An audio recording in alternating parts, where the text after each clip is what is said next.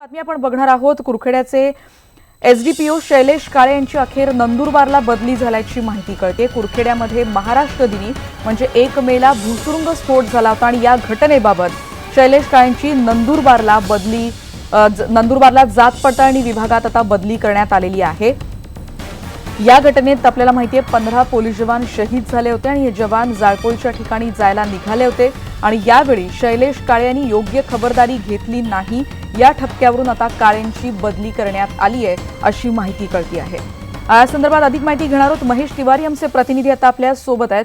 महेश, एक महत्त्वाची कारवाई म्हणायला हवी।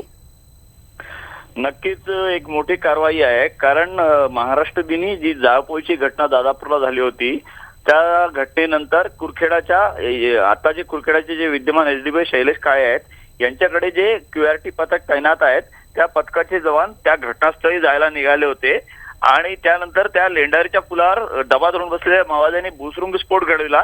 त्यात 15 जवान शहीद झाले होते।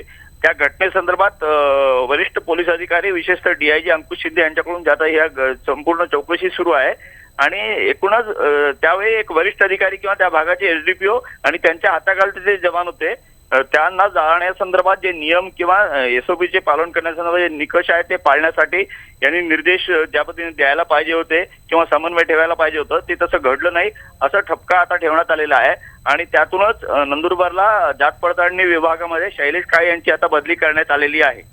धन्यवाद महेश, या माहितीबद्दल। आपण बघतोय कुरखेड्याचे एसडीपीओ शैलेश काळे यांची अखेर नंदुरबारला बदली करण्यात आली आहे।